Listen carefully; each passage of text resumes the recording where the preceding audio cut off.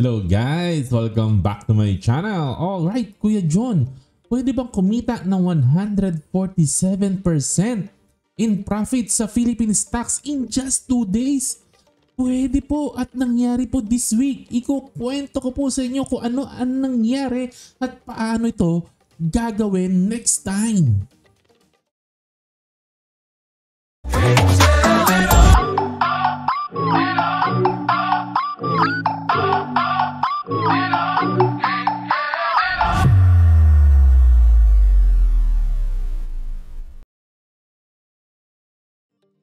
Welcome back. Ayan, how to earn 147% profits in just 2 days. At ang topic po natin ngayon is courtesy of one commenter na nagtanong at binring up yung stock na to. Nagtatanong, Kuya John, ano ba ang nangyari? Actually, matagal ko na pong gustong i-topic yung technique na ikukwento ko po sa inyo ngayon. At ngayon po, ang perfect example na dumating po talaga kasi nangyari po sa market po natin. Akala ko hindi po ito mangyari sa market natin, pero nangyari. So, ikukwento ko po sa inyo sino po yung stock po na ito, at bakit ito umangat at paano natin mahuhuli ang ganitong opportunity in the future. Mas importante yun, paano mahuhuli ito sa future, At ang company po na pinag-uusapan natin ay si Rojas & Co. or Rojas & Company, na noong March 12, nasa 60 cents lang po ito.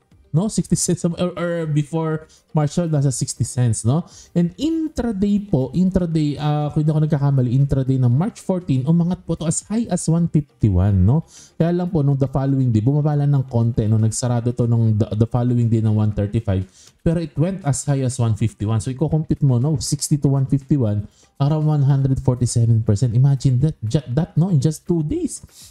Times 2.5 ang pera mo. Okay, Ayan, at ang kwentuhan po na to, mababasa po natin, na-cover po ito sa bilyonaryo na website. May speculation po kasi ang market, na yung newly awarded farmland, ay maaari daw pong i-convert into solar plant. Ayan, Ito po yung sinabi, noong Tuesday nga po kasi, meron daw pong rumor na nangyari po, na magkakaroon ng expansive farmland, yung binigay na farmland, ng agrarian reform. Kasi may usapin po Ayan, And dahil po dito, ay sa speculation na to, na gagawing solar po ito, ay umangat po talaga ng 49%, to 88 centavos, Ayan, at ang taas-taas po ng volume na nangyari po nito, Ayan.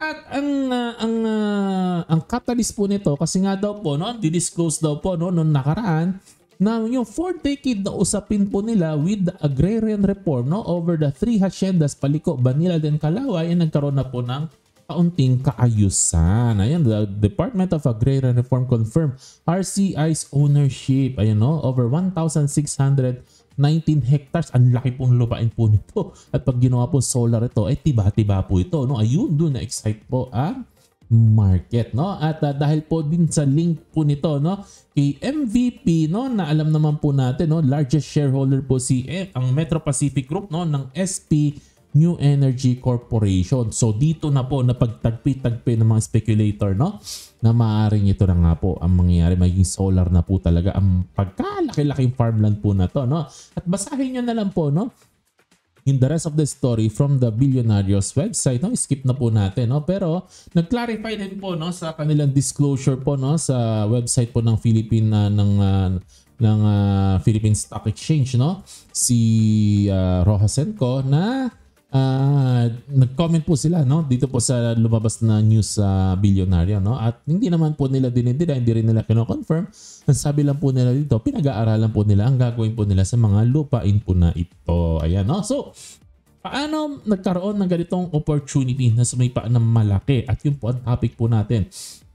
Kasi po guys, madalas po sa atin na mga investor po, karamihan po sa atin nakatingin po tayo sa earnings or sa kita. At madalas or minsan nakakalimutan po natin, this is just one side of the story and this is not the complete picture, Kasi kung titingnan po natin ang earnings po ng Rojas & Co, for the past 2 years na 9 months, ganyan. Ito po yung nakita natin sa website po ng Edge, ay medyo mapula-pula. So hindi po exciting. Ito pong Rojas & Co, kung makikita natin ito negative, ay problemadong company to. Wag yan. Ganon, Alright.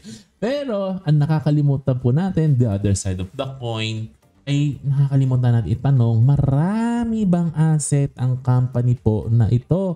Kailangan po natin itanong yan.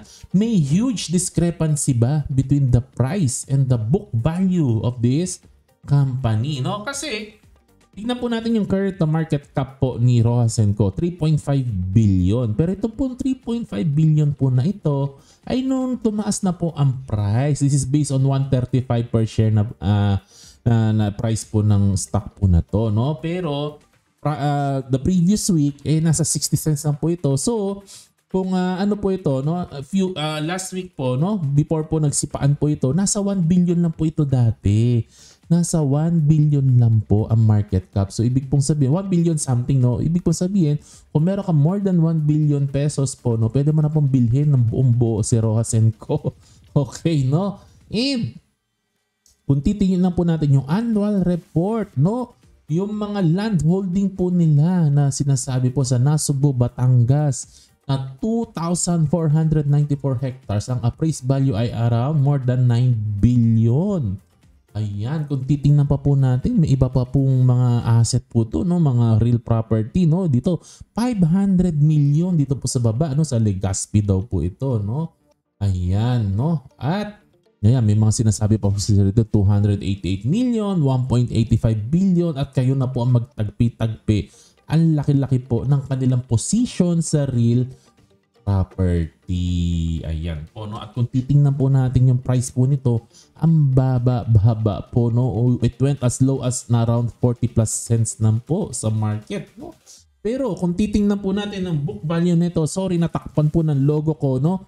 Pero 3 pesos and 55 centavos po ang book value po nito. So you are paying around 60 cents per share, pero you get a book value of 3 pesos and 55 cents. Nakikita nyo po ba yung discrepancy? Na kung nag-liquidate po itong company po na to, suddenly nag-liquidate po ito, tiba-tiba po ito. No? Kasi ang taas-taas po ng book value po niya sa dami po ng real properties po niya. No? At kung titingnan po natin, ang total assets po niya ay kulang-kulang 14 billion, no? 2023 report po ito, no? Or 2022. Hindi ko na maalala kanina. Ito yung latest. Pinablish po nila no 2023, no? So around kulang-kulang 14 billion po ang total asset po nito. At ang pagkalaki-laking portion po ng 14 billion na to ay properties po. Ito nakasulat po dito, 9.2 billion po ay galing po sa properties. At may iba pa po sila mga properties, plant, equipment, kung ano-ano pa.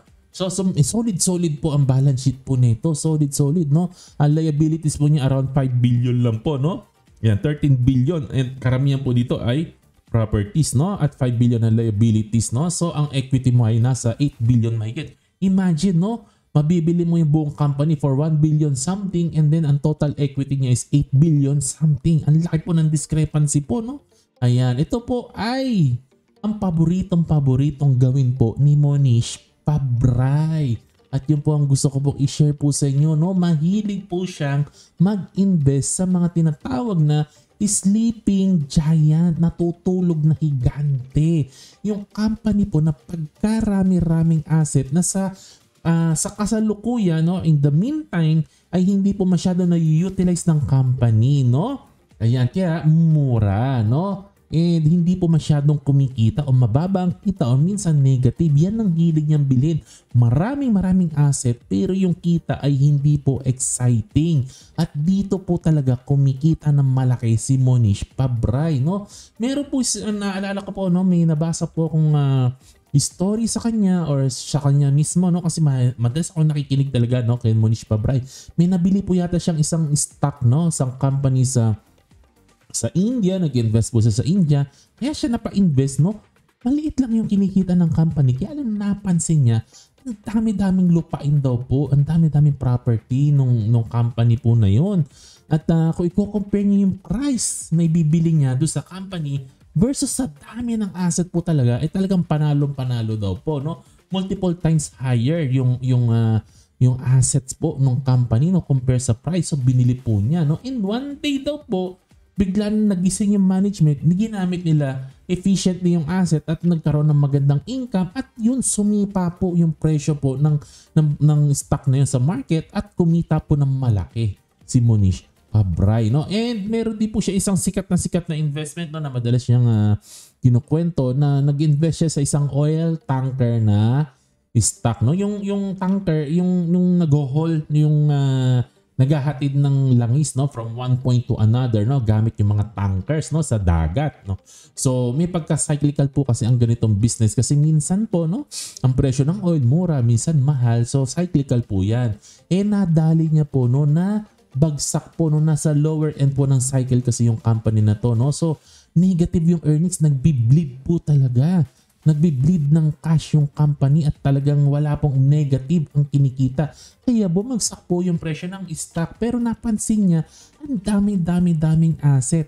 Ang daming tanker ng company, no? At kahit daw po walang kitain yung company, no? Magbenta lang siya ng tanker ng isa, dalawang tanker, mabubuhay na daw ng ng matagal yung company to. So wala daw katakot-takot na mababankrupt ito. And what if, no? Bumaliktad na yung cycle, di maganda, no? So, bumili siya and then hinayaan lang niya matulog, no? And then after a few years, no, gumanda na po yung cycle, tumaas yung presyo ng oil sa market at kumita na po yung tanker na company at nung nagbumaha na ng pera, tumaas na ngayon ang presyo ng stock na yun at ang laki-laki po ng kinita ni Monish Pabray. Ayun po, no, yung pagtingin po natin, no, sa discrepancy ng price and then the asset, no, ayun, yung price to book ratio po ang tinitingnan po dito. Pag nakikita po natin, sobrang layo po. Ayun po, ay ibig po sabihin, mga sleeping giant po ang mga stock po na to na one day,